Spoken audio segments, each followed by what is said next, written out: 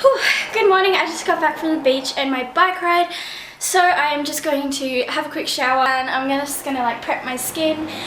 So this video was sponsored by Vanity Planet. I've used their brushes for probably about a year now, and in this video I just used the Ultimate Skin Spa brush, and I used the daily cleansing brush with this one, and I also used my Frank Bod coffee scrub to exfoliate my face. The thing that I really like about this brush is that it's quite gentle on the skin, and it's quite you know, soft, so it's not going to harm your skin if you use it every day. And this one also I find really evens out your skin before you put on makeup, and even if you don't wear foundation like me, it still makes your skin look quite glowy and just refreshed. So I also have a link in my description bar where you can get a discount off the brushes if you're interested in getting one. Starting out with a toner. Lovely. So I'm just going to start off, I'm using this Hemp Me moisturizer. I've like already gone through this so much. First question, what is your sexuality? I identify as bisexual. A lot of people don't know that about me. Apparently I come off really straight, which is unfortunate. But yeah, I've been bisexual since I was probably in year 11, so around like 16.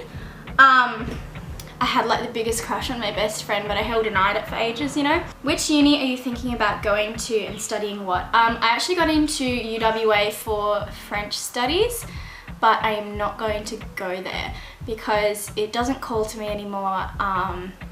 I am really happy with what I'm doing at the moment and it's going quite well, so I don't see the need to put myself into a course that I'm not 100% passionate about just yet. What's your favorite article of clothing?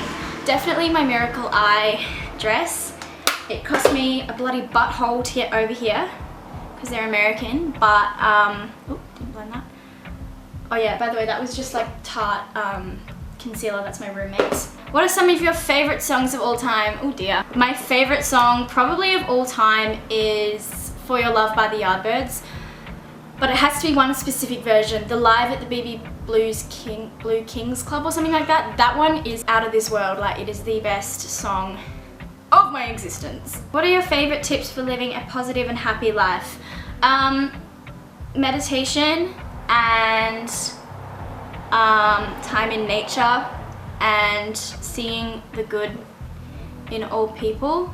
Gratefulness is fundamental for happiness. And love.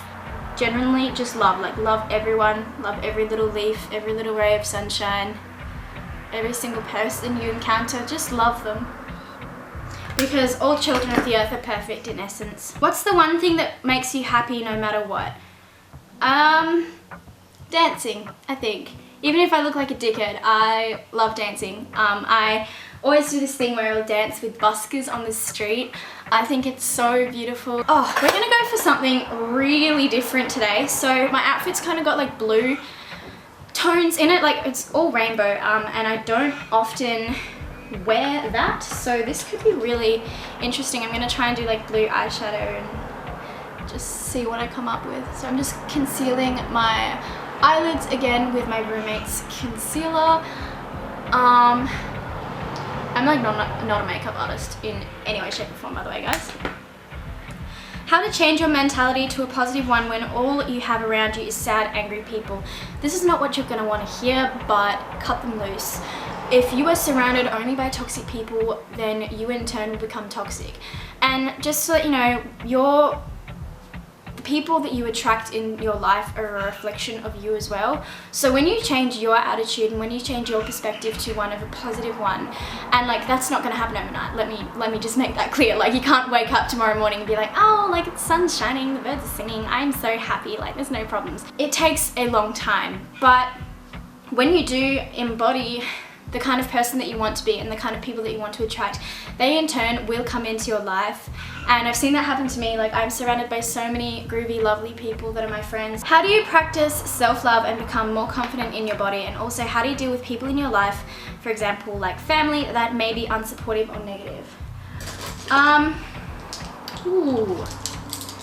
feel like I have a lot to say about these, but I never know how to word them because self-love for me is something that I really grew into. There wasn't any like specific practices that I adopted or anything, but I have a self-care routine coming up, and that's just for like when you have a spare day, taking care of yourself and, you know, having a day to look after yourself. I'm using this Garbo and Kelly palette, and I'm going to use the colour Cosmo, which is this bright blue one here. Actually, I'm going to do a transition shade first. To practice self-love, it takes a long time, guys, like a long fucking time, and you'll feel like giving up quite a bit, and there'll still be days when you look in the mirror and all you see is like the person that you hated the look of rather than the confident, beautiful person that you want to see. And like there's still days when I'm insecure, and like I consider myself to be very stable in my security at the moment. My tips for practicing self-love are positive affirmations, taking care of yourself, cutting out toxic people in your life. I feel like reading self-help books is really gorgeous as well. When you love living, you in turn love yourself. Like your whole existence is yourself, so why would you not love yourself, you know? And something that didn't help me at first but has helped me a lot recently with self-love is realizing that we're all connected, and realizing that we all have this beautiful life force within us, and it's a beautiful thing. It's, you know, our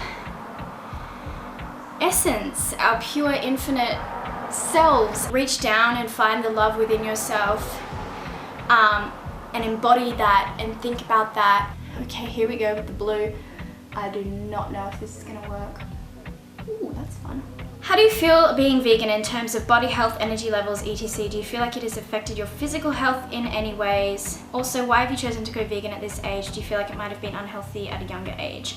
Veganism has been beyond amazing for me. I could talk about it for years and years and years. So for me, I found that my energy levels increased. I became a lot happier as a person. I really kind of found myself and found my morals and found where I was meant to be in this world. This is kind of 60s, I like it. I turned vegan when I was 16 years old, and I feel like that was the perfect age for me. I tried once when I was like 14 because I watched one Sina O'Neill video, and it failed obviously because I just was not prepared, wasn't mature enough to handle it. What breed is your dog? Oh, my Jeannie. If you guys have been watching me for a while, even if you haven't been watching me for a while, you'll know Jeannie. She lives at my parents' house. She is the most beautiful soul on this earth. She's such an old lady. And she is a Kelpie cross dachshund. How do you manage to journal your life every day? Okay, the way that I journal is not like, dear diary, I did this today. Dear diary, I went to the park. Like, no. Whenever I feel the need to write, which is normally like once or twice a day, I will write. I don't write when I don't feel the need to write because then nothing good is going to come out. So basically just write whenever you feel like it. What are your life-changing, sustainable and vegan products and items? Fruit bags, like cotton fruit bags, keep cups. I know most people use them already, but my god, if you don't have one, get on it. What else? Those like vegan plastic wraps. I know you can get some made out of beeswax, but obviously I'd get the vegan ones. What's your high school experience like? Not great. Like the high school that I went to, I'm not going to talk shit about the people that went there because for the most part they were lovely. What I didn't like about my high school experience was the way people felt the need to be extremely rude to other people for doing what they loved. I used to get so much shit, like when I first started my YouTube channel. People would like walk past me in the locker rooms and be like, oh, it's the real Freya Haley, you're so famous, can I get a picture with you, and shit like that. It would bother me so much. Like, I'm just using Frank, what's it called, highlighter. So I feel like I've talked about this before, but I was really like quite a mean person at the start of high school, and then towards the end I literally just shied away from everyone that I was friends with. At that time, isolated myself, made new friends, and then I grew into my own kind of around that same time. Would you ever go zero waste or minimal waste? I'm minimal waste now, and I'm working towards the whole zero waste thing. What inspired you to become a YouTuber? Is it always what you wanted to do? It was an accident. So I had this blog, right? I don't know if you guys have been here since the Freckle Club days, right? But I had this blog, and I used to post on that, and I really wanted to post a room tour, but I had to obviously make a video for that. So I made a YouTube account and made that video. This is like kind of atrocious makeup, but whatever.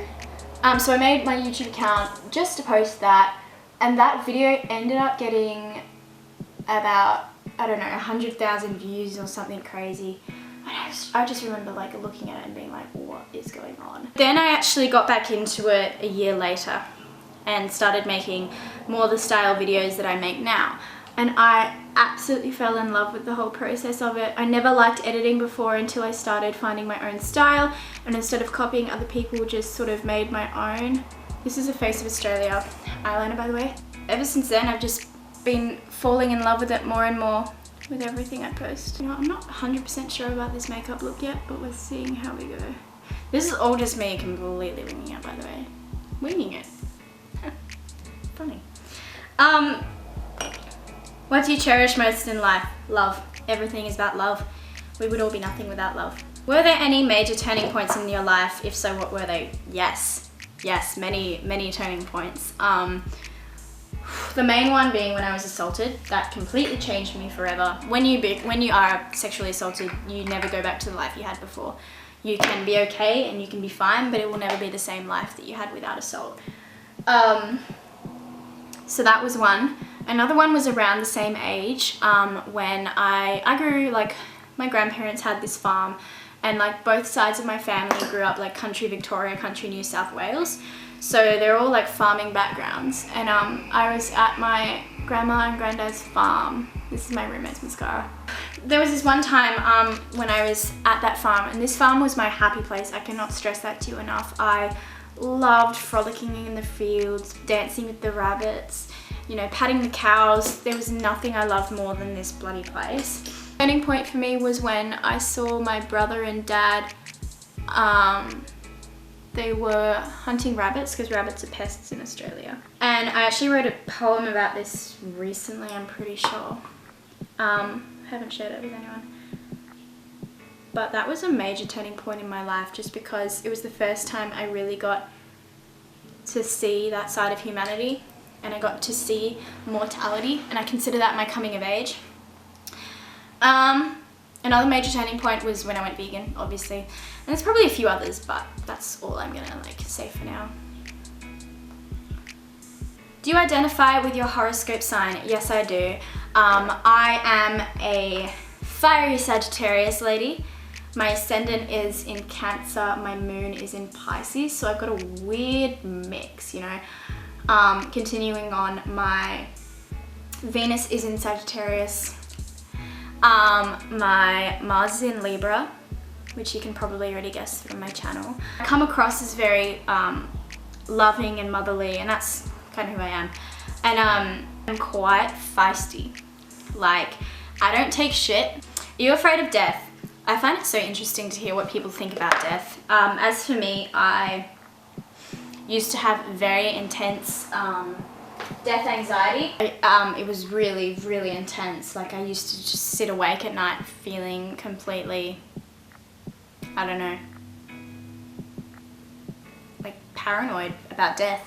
And then what actually happened was I had an experience with ego death, but I basically have had 2 ego deaths. One of them was really scary. I was afraid, alone in Amsterdam by myself. Genuinely, like, I hadn't heard of ego death, so I thought I was genuinely dying. Like, it was awful. But waking up the next day made me less afraid. And then my second experience was just a little while back, but that was really good because I struggle with sleep paralysis and psychic attacks and stuff like that. And when I went through my second ego death, it was not scary at all. It was beautiful. It was like my spirit was joining in unity with every single other essence of life on this earth. So I consider death to actually be something really beautiful. A lot of people don't. I believe that in death we become one, truly one. There's no ego, there's no self. We become truly one with the earth, and I feel like that is, you know, a relief. It's returning to where we came from. What is your favorite flower? My favorite flower is Cosmos, but I also really love Banksias. They're an Australian native, and I also like sunflowers too. They're really gorgeous. I'm not gonna wear foundation because, like, let's be real, I don't. And the final question, as I'm getting my pants on, is your spirit animal. My spirit animal can vary. At the moment, it's been a monarch butterfly and a white moth. The moth can be considered negative, but I consider it really gorgeous. They are spirit messengers, and I feel like I'm very intuitive, and I've been getting a lot of funky messages hitting me up recently.